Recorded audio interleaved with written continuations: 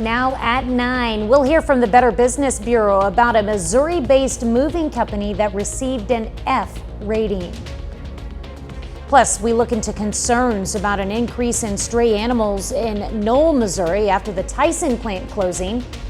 And Joplin SWAT arrests 4 people as officers search a home for drugs and weapons. The 4 states' most watched news starts now. This is KOAM News at 9 on Fox 14. I'm Tanya Bach. The Better Business Bureau has issued a warning for people intending to use a moving company's service. The warning from the BBB comes after a Joplin resident filed a complaint. KOAM's Anthony Saviello joins us in studio with more. Recently, a Joplin resident found herself in a difficult situation after hiring a St. Louis-based moving company through a third-party broker. When it comes to moving your valuables, you want to make sure you can hire a company you can trust. However, sometimes that trust can turn into a scam that can cost thousands. In a recent case, a company quoted a Joplin woman just under $3,000 originally. The customer claimed she put a down payment of nearly $1,200 to lock in the quote. However, the day her belongings were loaded to be moved, her original price was hiked to just over $4,000. And consumers were telling BBB about being overcharged for moves that were arranged through moving brokers, about not getting refunds for missing or damaged items, about not getting any kind of communication, that simply if they tried to reach out to We the Best Movers, they weren't talking to them about the situation. In a statement released earlier today, the Better Business Bureau, quote, advises consumers to use caution if doing business with We the Best Movers, LLC, a St. Louis-based moving company. The statement went on to say that We the Best Movers, LLC has an F rating, the lowest on BBB's scale due to several recent unanswered complaints. The business also has received recent negative customer reviews. We spoke with BBB Regional Director Pamela Hernandez about what advice she has for people trying to avoid similar situations. So they need to do their research. They can go to bbb.org to check out a company, but to not just research the broker, but they also need to find out who the actual mover is going to be and research them as well. They can also contact the U.S. Department of Transportation to find out more about the companies to see if they've had any issues. The company is organized by Edis Sekic, who is currently a defendant in a lawsuit filed by the Missouri Attorney General. We did reach out to Mr. Sekic, but we have not received a response. Anthony, thanks. Chief Meteorologist Doug Hetty joining us now with a first look at your forecast. Well, it turned out to be a nice Wednesday for us today. Temperatures actually turned out pretty nice, all the way up to 62 during the afternoon. Cool start at 38 during the morning hours, but look at our average high. It's 53 degrees, so we were a good chunk above where we should be for this time of the year. Now, southerly winds, they're going to keep our temperatures up a little bit for us tonight. We have south winds kind of 5 to 10 to 15, and what these winds are going to do is actually keep our temperatures holding into the mid-40s instead of dropping into the 30s like we have seen over the past couple nights. We do have some clouds out there, and these clouds are going to continue to increase ahead of our next storm system, which is building out across parts of Arizona, southern parts of California, and this system is going to give us chances for rain as we go into the next 48 hours. Tonight, mainly dry, but clouds increase overnight, low down to 44. Of course, we're going to be talking about those rain chances here in just a bit. All right, thanks, Doug. Authorities in Joplin today arrested 4 people after searching a home and finding drugs and weapons. It happened just before 10 this morning at 3042 West 15th Street in Joplin. Joplin SWAT and the Ozarks Drug Enforcement Team served a search warrant at the home. In addition to the drugs and firearms, they also recovered a stolen motorcycle. Authorities arrested 2 men and 2 women at the scene. Police in Iola, Kansas confirmed that a man wanted on charges of a child sex crime died from a self-inflicted gunshot wound after refusing to leave a house during a standoff with officers. Law officers surrounded the home on East Jackson Avenue and evacuated nearby homes last night. After a roughly 30-minute standoff, they heard a gunshot and then found the 22-year-old suspect dead inside. A Carterville, Missouri man is going to prison for intention to distribute methamphetamine. A judge has sentenced 44-year-old Cody Goucher to more than 15 years. According to court documents, Goucher's criminal history includes prior convictions for assault, property, and drug crimes. It's not every day that police get in a high-speed chase with a house. That's probably why this dash cam video released by the Excelsior Springs, Missouri Police Department is getting so many views on social media. Police tried to pull over a pickup that was hauling the mobile home as it was weaving across the road, and the chase was on at about 30 miles an hour. When the driver tried to make a sharp turn, he went off the road and police made the arrest. You can see the entire video release along with police narration at KOAMnewsnow.com. Knoll, Missouri is dealing with concerns regarding stray animals. And while some residents and a local rescue center say there has been an increase in the number of stray animals in the city since the Tyson plant closure, Knoll's Marshal, Randy Wilson, says his department has not noticed that. KOAM's Fernanda Silva spoke to them. Yeah, we've had 5 surrenders and 2 abandoned pregnant pit bulls who have since been in our care, given birth to 18 puppies. And that is excluding the amount of calls we get every day, back to back, of those that we cannot help because we simply have no kennels. Manager at Huckleberry Rescue, Reason Howerton, says they've been receiving an overwhelming number of calls. There last week, and we were going to pick up 2 Chihuahuas as an owner surrender. This woman not only had lost her job, but lost her home. And on that mission, we had encountered packs of dogs and cats just roaming the streets. According to her, this isn't something new to the area, but things have gotten worse since the Tyson plant closure. But Knoll's Marshal, Randy Wilson, says he hasn't noticed that. Wilson invited KOAM for a ride in the city. Well, I think I saw 3 cats. Other than that, there were a few dogs that was in their yards and they were pinned up or chained up. But as far as any running around, I didn't see it. As far as since Tyson's has left, I myself have not seen any more. We saw 4 or 5 maybe. But here's the problem, we can't tell you whether it's strays or not, because if they don't have a collar on it and somebody owns it, I can't say it's a stray. He said people should get a hold of them in case they see a stray. Wilson also says he has been working on the project of creating an animal pound in Knoll. However, according to him, this is a longer process that requires funding that they don't have available now. We don't have a property tax. All we do is go off of retail sales tax, so everything we do in the city is generated off of that, and we just right now don't have the funding for that. There are many individuals in Knoll who are very caring and are able to take some in, but it really needs help from the city, because it's a never-ending cycle. There are just dogs left and right who don't have anybody. In Knoll, Fernanda Silva, KOAM News. And we tried reaching out to Knoll City leaders, but they were unavailable for comment today. Huckleberry Rescue is also offering help to some families who do not currently have the resources to feed their dogs and cats. They'll also be offering a low-cost 2-day spay-neuter clinic. For more information, you can go to our website, KOAMnewsnow.com. A Joplin-based nonprofit is helping local women in need get free mammograms. Hope for You Breast Cancer Foundation today donated a check worth $7,500 to Freeman Health System. That money will provide free mammograms to women who are underinsured or don't have insurance at all. It's a tradition going back 14 years that officials say makes a world of difference. It's a huge impact. We know what a difference early detection makes, and to allow these women to get those mammograms that they really need is life-saving. And I love what the foundation does because they're helping women they've never met, they'll probably never meet, but they have a camaraderie because they, for the most part, have been through breast cancer. They know it can be very frightening. They know it can be very life-altering. In the past 14 years, Hope for You's donations have provided more than 2,000 free mammograms for women.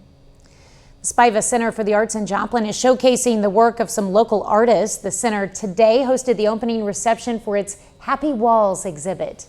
It features pieces made by residents with disabilities through a partnership with Independent Living Center. Officials say the exhibit shows the power of art. Well, it's what they can do versus what they cannot do. You know, people think that people with disabilities, they can't do this or they can't do that. It's what they can do. And we have a lot of talented artists here.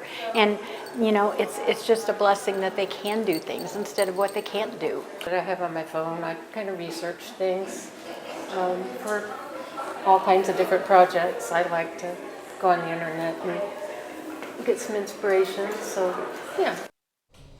The exhibit is expected to be up for the next few weeks.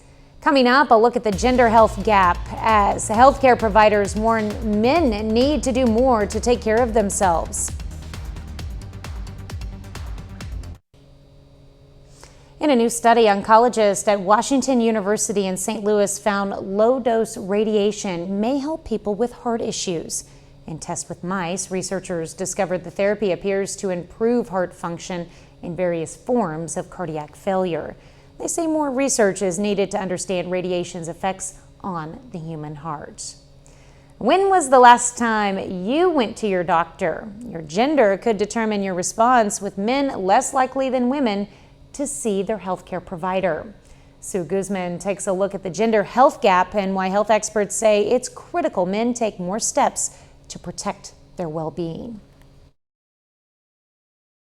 With all the excitement surrounding Thanksgiving and Black Friday, we can forget that November also marks National Men's Health Awareness Month. Men's health issues are extremely important. And since men in the U.S. tend to die earlier than women, men are dying on average 4.5 years earlier than women for largely preventable reasons. Doctors are using this time to sound louder alarms as they call on more men to take control over their health, especially when the Centers for Disease Control and Prevention reports men are 33% less likely to visit their doctor than women.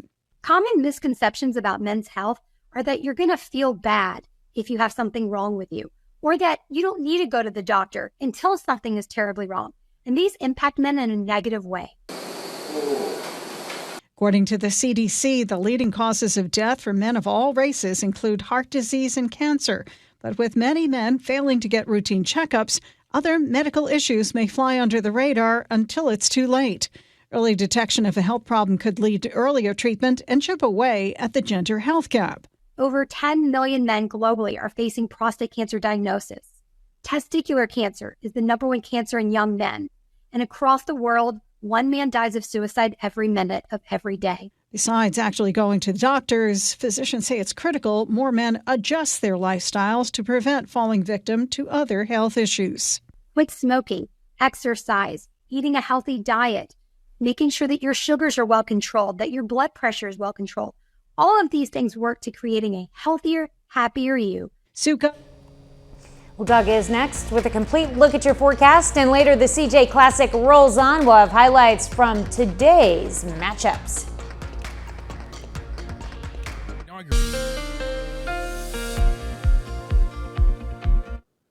Well, it turned out to be a nice Wednesday for us today. Definitely warmer than what we have seen over the past couple days. We had quite a bit of sunshine. Temperatures went into low 60s during the afternoon, which is pretty good for this time of the year. Our average high is into lower 50s. Looks good right now. Nice shot of our Cornell Arts and Entertainment Complex tower cam.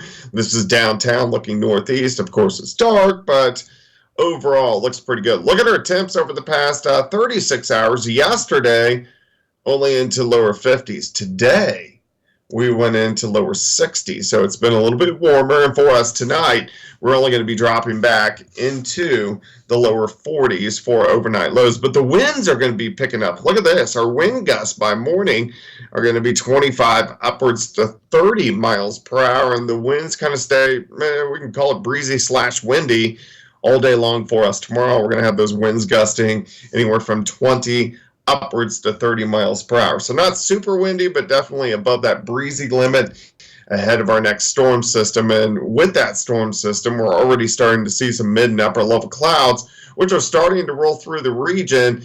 And with those clouds, we're going to stay dry tonight, but rain chances will start to increase as we go through the next couple days. Let's go out toward the west, because here's where the system is. Southern parts of California moving into parts of Arizona. And once this shifts, a little farther east and it picks up a little Gulf of Mexico moisture, that's when our rain chances will start to increase across the region. And I really think that's going to be late tomorrow into tomorrow night. But you can see the dip. So we're looking at the upper level winds. You can see that kink just to the south of Las Vegas, Nevada. So let's go through time. Let's go through the next few days. System 1 pulls out and gives us rain. Now, we do have another system behind this, but it's not going to have much in the way of moisture, but it will give us some cooler air as we go into the weekend. And then as we head into early next week, we have another system that drops in that may give us a few showers. But overall, the trend is really staying that we're fairly active, which is good. We need the rain anytime we can get it. All right, so a few showers late tonight into tomorrow morning, mainly our southern counties. As we go through the morning hours, mostly cloudy skies, a few random showers, but look at the rain. It really blossoms late tomorrow afternoon, tomorrow evening. Here's 7:30 p.m. Periods of rain tomorrow night. Here's 10:30 p.m. I think we'll have rounds of rain all night long. And then once we get into Friday morning, most of this rain will start to exit the region. Now, it's not going to be super heavy, but we will take whatever we can get. I think rainfall amounts, most of us are going to be a half an inch upwards to some areas, an inch of rain, but most of us are going to be about a half an inch of rain. Day planner for you Thursday, 49 in the morning, 52 by noon. High temperatures right around 52 or 53 degrees. Cooler on Friday, a high of only 49 with some random showers. We have a lot of clouds Saturday, but Sunday looks like a pretty good day. And overall temperatures heading into the beginning of December, not looking too bad. I'm digging that 60 next Monday. Thanks, Doug. Well, coming up, a look at the debt Americans are building as they shop for gifts this holiday season. Well, there's bad news for the U.S. dollar. The U.S. dollar index is on track for a 3.7% loss this month, and that would make it the worst monthly performance in a year. The index measures the American dollar against a basket of 6 major currencies. As recently as early October, the U.S. dollar index was surging by more than 7%. Well, Americans are already spending big this holiday season, but many are digging themselves deeper into debt to do so. Grady Trimble reports from Washington. A record number of Americans, 200 million, went shopping on the 5-day period between Thanksgiving and Cyber Monday. That's according to the National Retail Federation.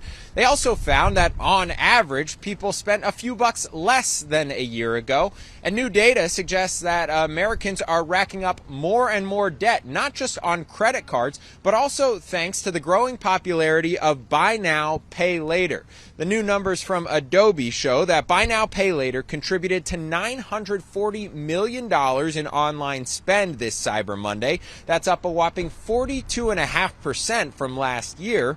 Interestingly, the shoppers we spoke to are not fans. As I was checking out yesterday on a couple of sites, I saw that and I thought, maybe I should pull the trigger on that, but I didn't do it. So I guess I'm safe to say I'd consider it, yeah. It's false economy, right? You forget that you haven't paid for it, you've got the articles home or you gifted them, and you still got to pay for it. So if you can't afford it at the moment or you can't get it on your credit card, don't buy it. That sounds like a trap to spend too much. No, I want to pay like with a debit card, only the money I have.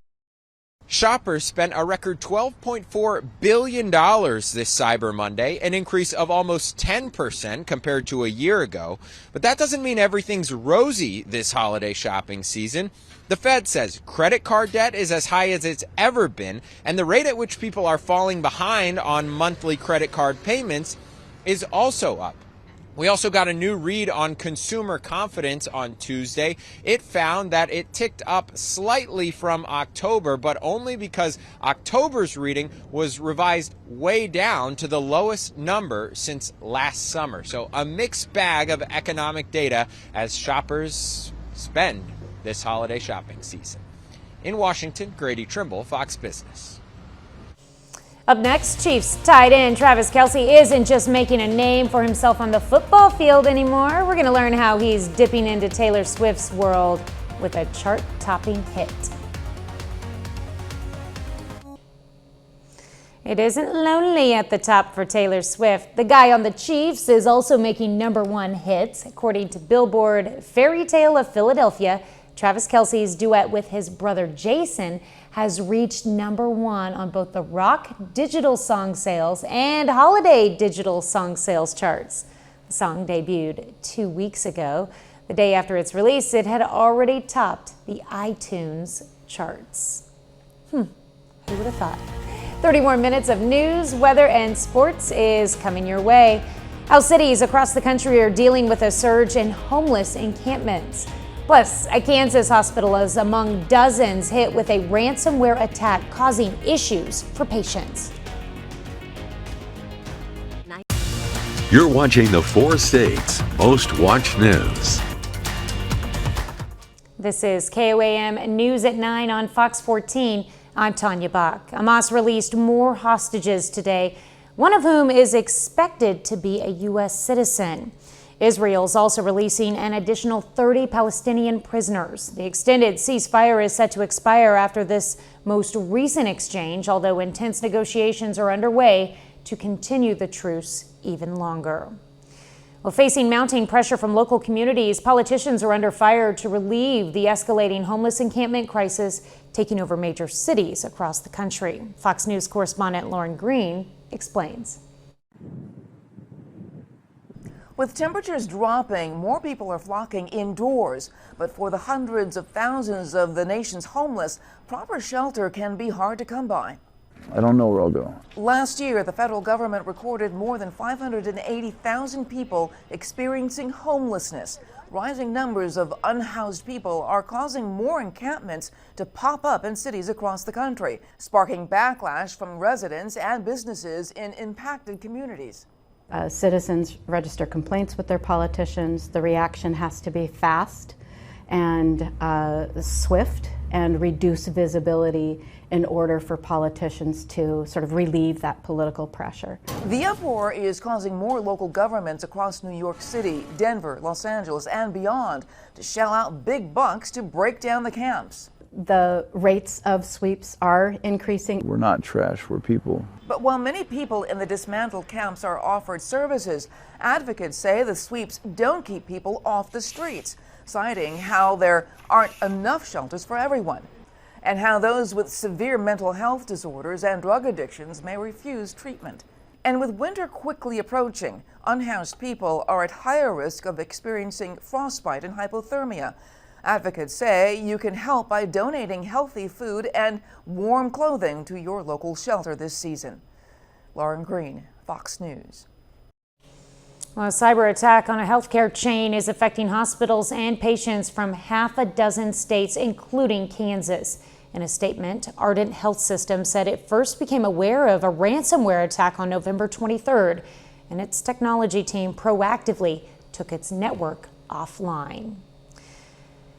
With a framework for regulation expected any day now, Congress is once again wading into the thorny issue of AI technology, and this time it relates to healthcare. Fox's Jared Halpern has more from Capitol Hill. As lawmakers on Capitol Hill hammer out the details of a regulatory package for artificial intelligence, the House Energy Committee is taking a look at how the technology is already being used in one vital industry, healthcare.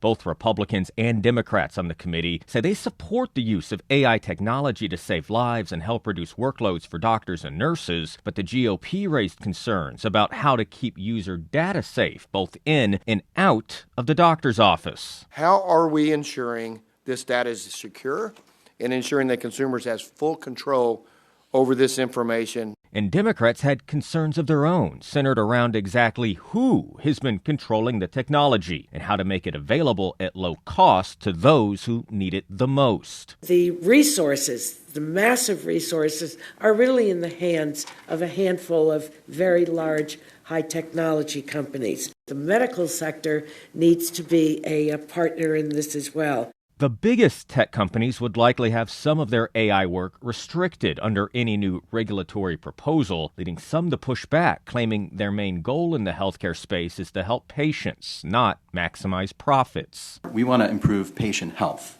through AI. Is it happening now? I would say that it's not happening at that level as yet, but it's a place where we need to focus our attention. The AI healthcare industry was worth more than $16 billion last year. It's expected to jump to $174 billion by 2029. In Washington, Jared Halpern, Fox News. Well, a bit later, tree farms in Missouri are battling a shortage due to industry changes.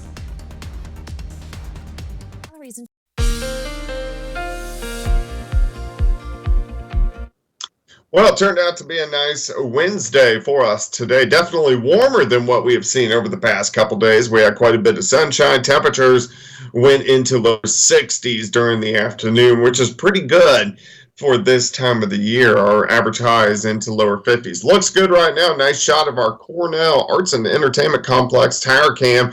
This is downtown looking northeast. Of course, it's dark, but overall, looks pretty good. Look at our temps over the past 36 hours. Yesterday, only into lower 50s. Today, we went into lower 60s, so it's been a little bit warmer. And for us tonight, we're only going to be dropping back into the lower 40s for overnight lows. But the winds are going to be picking up. Look at this. Our wind gusts by morning are going to be 25 upwards to 30 miles per hour. And the winds kind of stay, we can call it breezy / windy all day long for us. Tomorrow, we're going to have those winds gusting anywhere from 20 upwards to 30 miles per hour. So not super windy, but definitely above that breezy limit ahead of our next storm system. And with that storm system, we're already starting to see some mid and upper level clouds, which are starting to roll through the region. And with those clouds, we're going to stay dry tonight, but rain chances will start to increase as we go through the next couple days. Let's go out toward the west, because here's where the system is.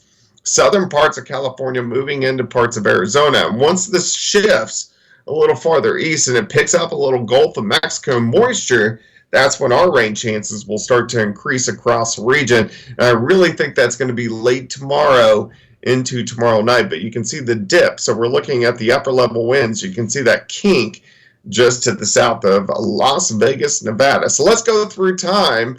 Let's go through the next few days. System 1 pulls out. It gives us rain. Now, we do have another system behind this, but it's not going to have much in the way of moisture, but it will give us some cooler air as we go into the weekend. And then as we head into early next week, we have another system that drops in that may give us a few showers. But overall, the trend is really staying that we're fairly active, which is good. We need the rain anytime we can get it. All right, so a few showers late tonight into tomorrow morning, mainly our southern counties. As we go through the morning hours, mostly cloudy skies, a few random showers. But look at the rain. It really blossoms late tomorrow afternoon, tomorrow evening. Here's 7:30 p.m. Periods of rain tomorrow night. Here's 10:30 p.m. I think we'll have rounds of rain all night long. And then once we get into Friday morning, most of this rain will start to exit the region. Now, it's not going to be super heavy, but we will take whatever we can get. I think rainfall amounts, most of us are going to be a ½ an inch upwards to some areas, an inch of rain. But most of us are going to be about a ½ an inch of rain. Day planner for you Thursday, 49 in the morning, 52 by noon. High temperatures right around 52 or 53 degrees. Cooler on Friday, a high of only 49 with some random showers. We have a lot of clouds Saturday, but Sunday looks like a pretty good day. And overall temperatures heading into the beginning of December, not looking too bad. Definitely not looking bad there. Well, coming up in sports, McDonald County girls basketball tries to punch its ticket to the championship game of the CJ Classic. Plus, Neosho tries to bounce back from its loss to Carl Junction on Monday. John Dales has highlights from those games and more up next.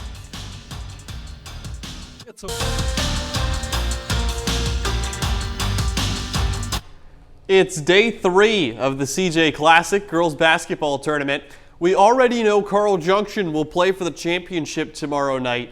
Who the Lady Bulldogs will face, though, is up in the air. First game of the night tonight, McDonald County against Springdale. Winner faces Carl Junction in the first place game tomorrow. And Jakayla Bunch scores the first points of the game on a nice stutter step move. McDonald County settling in, though, on the other side. Carly Cooper with a great pass down low to Dakota O'Brien. She finishes it off. Mustang lead by 2 midway through the first quarter. Later in the first, Cooper finds Carly Martin on an inbounds pass. She gets fouled and scores. Mack County up by 1 after she finishes the three-point play. Second half belongs to Springdale, though. First, Charlene Hudson connects on a 3 from the corner. That makes it a 10-point Lady Bulldog lead. Next, Springdale possession. Kaya McCoy hits a 3 from the far wing. McDonald County falls 67-46. It'll be Bulldogs versus Bulldogs. Springdale against Carl Junction in the first place game tomorrow night. Second game of the night, Neosho taking on Parkview. Wildcats coming off a loss Monday. First quarter, Becklyn Garrett left open from 3. She drains it. Early 8-2 lead for Neosho. Later in the quarter, a little bit of the high-low game here. Garrett dumps it inside. Jasmine Washington turns around and finishes. 10-point Wildcat lead at that point. In the second quarter, now Neosho with the ball. Check out this ball movement. Reagan Williams into Courtney Thomason. Out to Garrett. Her 3 comes up short. Rebound by Haley Smith, though. Right back to Garrett. She's not going to miss 2 in a row. Wildcats bring an 8-point lead into halftime. Second half, same story. Great ball movement. Neosho clicking on offense. Skip pass. Williams wide open from 3, and she nails it. Neosho goes on to win 53-30. Wildcats will face McDonald County in the third place game tomorrow evening. Moving over to the girls basketball tournament in Seneca, the Lady Indians play Aurora tonight, and the Lady Hounds have been unstoppable so far this year. That trend continues tonight. Seneca gets demolished by Aurora 62-26. It's the first time this season the Lady Hounds have been held under 70 points, but they still get a very comfortable win. They go 3-0 in the tournament, allowing a total of 66 points while scoring 215 themselves. Now over to college football. Some troubling news today for Razorbacks fans. Per Chris Hummer of 24/7 Sports, Arkansas 3-year starting quarterback KJ Jefferson intends to enter the transfer portal.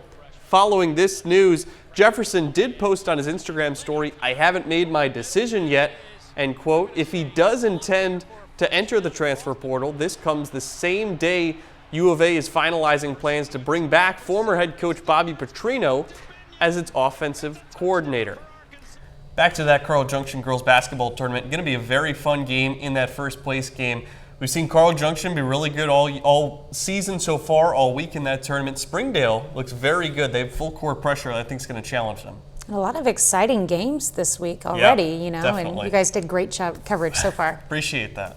All right, we'll be back with more news after this. If you don't have your Christmas tree yet, you might want to find one soon. Some tree farms are experiencing shortages this season due to changes in the industry and dry weather. Alex Love talked to some Christmas tree farmers in the Show Me State. Right now, we are closed for the 2023 Christmas season. In just 8 days, Mike Hafner and his team sold more than 2,100 Christmas trees, which was all he had available, ready to be chopped down. All over the nation, he says farmers are experiencing similar shortages. A lot of the growers did not get a whole lot of growth, especially in those crucial months of May and June when those trees need to be growing and weren't receiving enough moisture. And I also do some business with a grower up in Michigan. He experienced the same thing. This year, Hafner is downsizing his Christmas tree business to pursue a new career, which is another trend he sees creating a shortage as more growers leave the industry. What happened in 2008, a lot of folks got out and they have not gotten back in. I can tell you it's extremely difficult in order to get a contract right now to have Fraser firs shipped. This year it only grew about that much. In Lenexa, George Hess estimates he has about 50 trees left on his farm that are in the proper stage to be sold off. This year I lost somewhere in the 20 to 30 seedlings, didn't make it through the summer. Because Christmas trees take several years to grow to the ideal height for customers, Hess believes this shortage could drag on for years. When you compound the fact that it takes 8-10 years to grow a tree, that means, 8-10 years ago there'll be, that many less trees that'll be ready for harvest. If you're determined to have a real Christmas tree this year, do your homework and look around. There are many Christmas tree farms right here in our area. Well, coming up, cult classic Spinal Tap is making a comeback. That and more in Hollywood Nation. The sequel to a cult classic recruits music legends. An Oscar-nominated actor takes on Jesus and more. Fox's Kristen Goodwin has the latest in the Hollywood Nation. You all right? Chastain's new drama, Stanfield's Divine Plan, and Spinal Tap returns to the Hollywood Nation. It's one louder, isn't it? The sequel to the 1984 cult classic, This Is Spinal Tap, will begin production early next year with some music legends on board. During an interview on comedian Richard Herring's podcast, Rob Reiner, who directed and starred in the original, revealed that Sir Paul McCartney, Elton John, and Garth Brooks will make cameos in the follow-up to the music mockumentary. Reiner and the original cast will also reprise their roles. Cameras start rolling in late February. I'm here to enlighten you. Lakeith Stanfield impersonates Jesus Christ in today's first look. Sony Pictures released a new trailer to the upcoming biblical comedy, The Book of Clarence. The Oscar-nominated actor leads the star-studded cast, playing a down-on-his-luck man trying to make a name for himself by pretending to have Jesus-like abilities. The film arrives in theaters January 24th. Why did you follow me home from the party? Jessica Chastain and Peter Sarsgaard make an unlikely connection in the drama Memory. The film centers on a single mother social worker whose structured life takes an unexpected turn when a man with early onset dementia follows her home from their high school reunion. It opens December 22nd in New York and Los Angeles, followed by a nationwide release January 5th. I don't remember. Kristen Goodwin, Fox News. Definitely some interesting options. That's our time for tonight. Thanks for joining us. We're going to leave you with video of the Christmas parade in Columbus, Kansas tonight. All right, have a great night, Merry Christmas, and an even better tomorrow.